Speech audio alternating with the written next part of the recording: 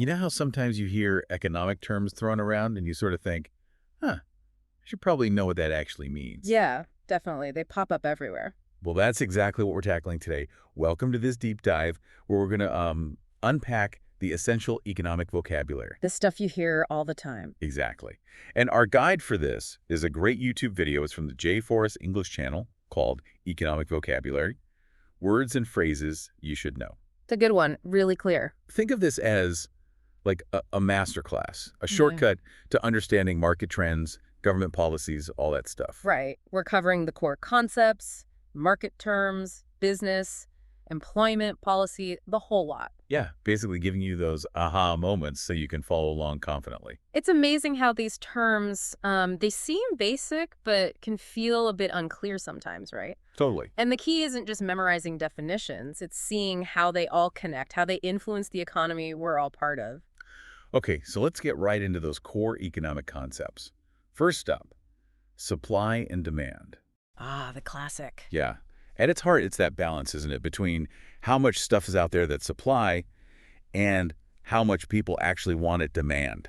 And this push and pull, well, it's a huge driver of price. Absolutely. Take housing, for example. We often hear about prices soaring, and that's such a good word, soaring, right? Really paints a picture. Yeah, rising fast and high. And a lot of that is high demand, bumping up against, not enough houses, limited supply. And what's interesting there isn't just the basic balance, but also how much demand changes when the price changes. Oh, right. For some things, a tiny price hike makes demand plummet. For others, it barely moves. That's elasticity. Businesses think about that constantly. That's a really good point. Right. Okay, next up, another big one, inflation. We hear this one a lot lately. We do. Simply put, it's when prices generally go up, so your money doesn't stretch as far. Yeah, that $100 buys less next year than it does today. Exactly. You see it every day, don't you? Wow, everything costs more now. Groceries, rent, they get pricier. So? And pricier, just a quick note, is just how we say more pricey, more expensive.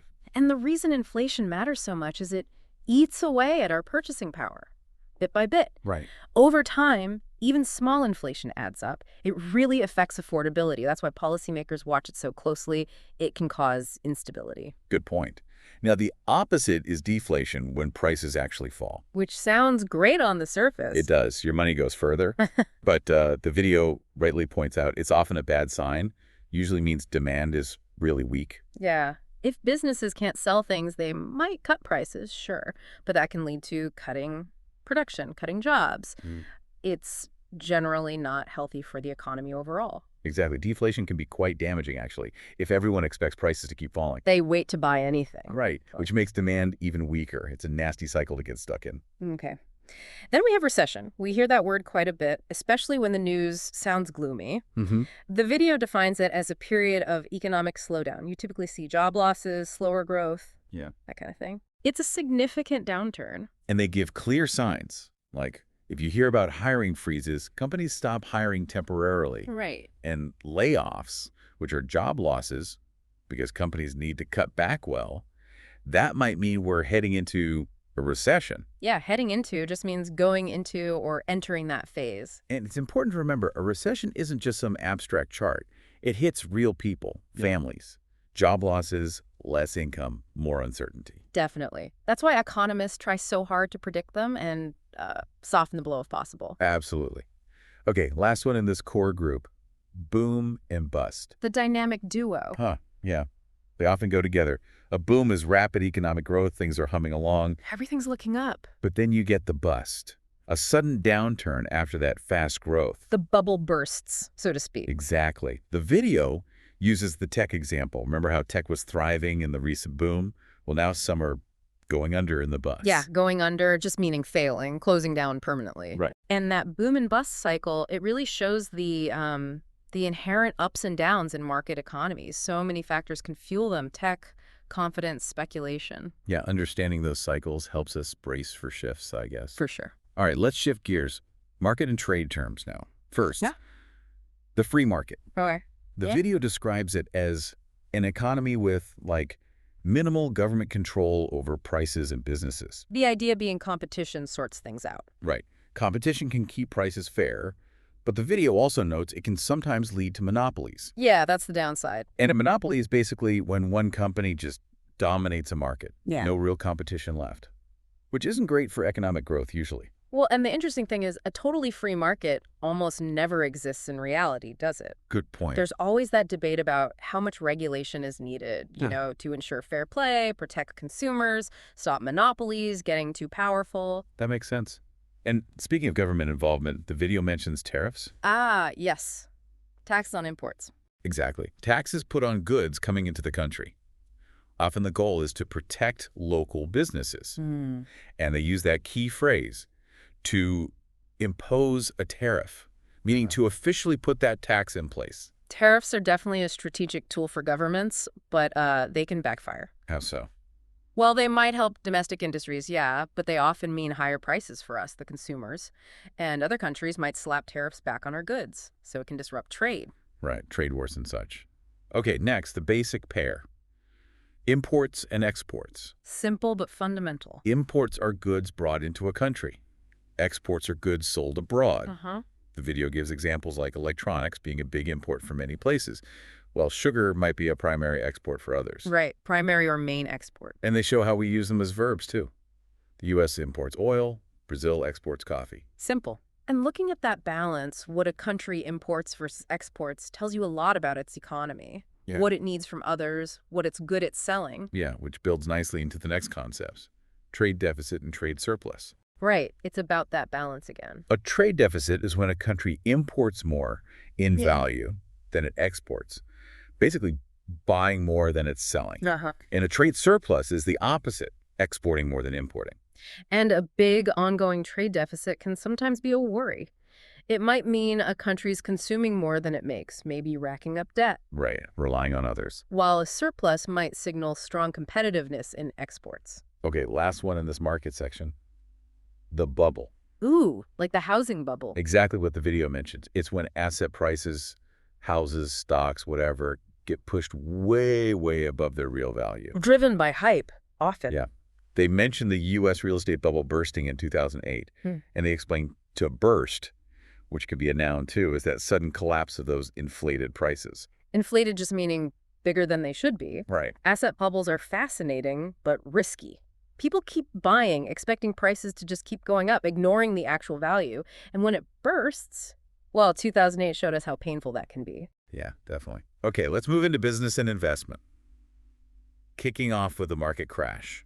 Which sounds pretty serious. It is. It's exactly what it sounds like. Yeah. A sudden, really sharp drop in stock prices. It's like falling off a cliff. Yeah. They mentioned 2008 again, how devastating that crash was, wiping out retirement savings. And, like we said, linked to that housing bubble bursting. A market crash can really shake the whole economy. Investor confidence plummets, spending can dry up, it can even trigger a wider recession. The speed of it is key. Right. Then there's the stock market itself, basically the place where shares of companies are bought and sold. Traded back and forth. And a share, the video clarifies, is just a little piece of ownership in that company.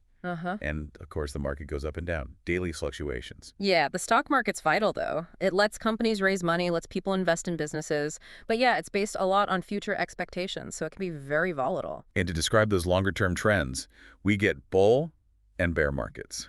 The animal analogies. Exactly. Yeah. A bull market is when prices are generally trending up over time. Usually means the economy's doing pretty well. Optimism, growth. A bear market is the opposite. Prices trending down over a sustained period. Pessimism, decline. And the video notes, during a bear market, stocks might even be crashing, using that word again, for a really fast, steep drop. Right. And these phases, bull or bear, really influence how people feel and behave. Bull markets can fuel more investment. Bear markets make people cautious. Makes sense.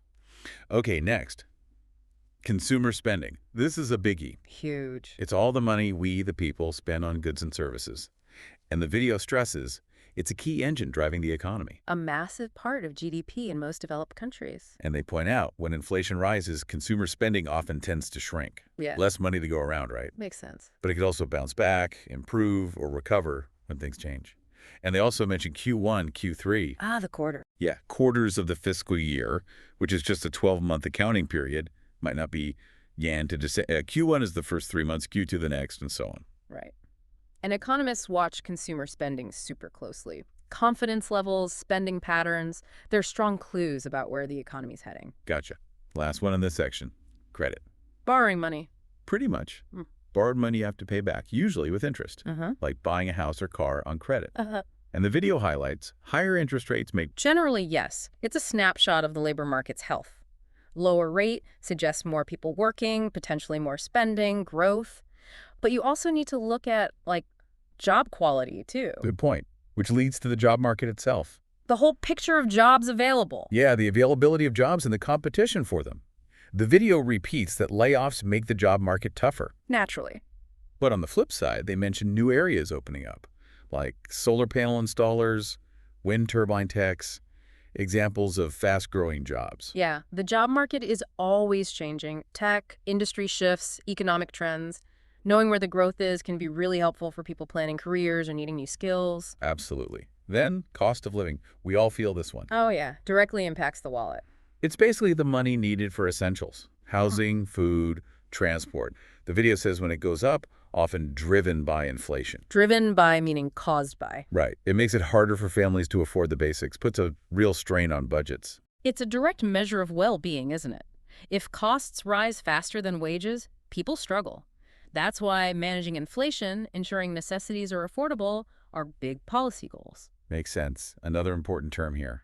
Productivity. How much work gets done? In an economic sense, yeah. How much output you get in a given time. The video uses the AI example, companies investing in AI, to boost productivity. Boost meaning increase. And hopefully cut costs, reduce expenses. And productivity gains are really fundamental for long-term growth, better living standards. If we can produce more with the same effort, everyone benefits eventually. Right. Okay, lastly in this section, the idiom to make ends meet. Ah, a very common one. It describes just earning enough to cover your basic expenses with nothing or very little left over. Just scraping by, essentially. Yeah, and they link it back to inflation and rising costs, making it tougher for families to just make ends meet month to month. It really captures that financial reality for a lot of people. When essentials get expensive, even people with jobs can struggle just to cover basics. Shows why wages need to keep up. So true. Okay, final category. Policies in government. First, monetary policy. The central bank stuff. Exactly. Actions taken by a central bank like the Federal Reserve in the U.S., like setting interest rates. The goal is usually to control inflation and support growth. Right. Raising rates to cool inflation is a classic example. And it's a primary tool they have. Adjusting interest rates, controlling money supply, aiming for stable prices, full employment. But the effects can take a while to show up. It's not instant. Now, distinct from that is fiscal policy. This is the government side, taxes and spending. Right. The video describes it as government decisions on taxation and public spending to manage the economy, like cutting taxes to stimulate growth. It's another powerful lever. Adjusting taxes and government spending can boost demand in a downturn or slow things down if they're overheating. That affects government debt. Exactly. Always a balancing act. And, of course, we have to talk about taxes themselves. Can't avoid them. No. Oh. The video defines them simply as money collected by the government from people and businesses. And they mention common phrases like, when are taxes due? Or the deadline to file taxes. Yeah, the annual ritual. And those taxes are what pay for public services, roads, schools, everything. The way taxes are structured also has big economic effects. Right.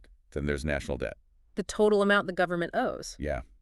The video explains it's the total government borrowing, and it can increase sharply if the government keeps spending more than it brings in, which is called a budget deficit. Spending more than revenue in a given period. And yet piling up national debt is complex. It raises questions about future interest payments, the government's flexibility. It's a big topic.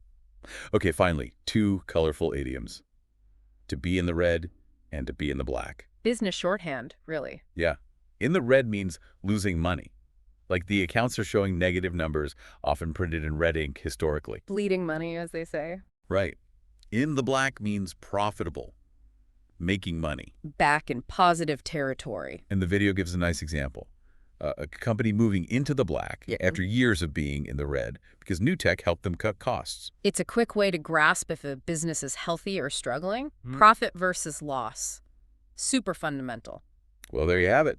That's our deep dive into essential economic vocabulary, all sparked by that J. Forrest English video. Hopefully it makes things a bit clearer. Yeah, you're now armed with a much better handle on these core terms. As you listen to the news, read articles, you'll start spotting these words. Yeah. Everywhere. And now you'll know exactly what they mean, how they fit together. And maybe, as we wrap up, here's something to think about. Considering how all these concepts are linked, which single one do you think hits your personal financial situation the hardest, and why? Ooh, that's a good question. Inflation, cost of living, job market. Yeah. It's different for everyone, but it makes you think about how interconnected it all is. Absolutely. Definitely something to chew on. Well, thanks so much for taking this deep dive with us today.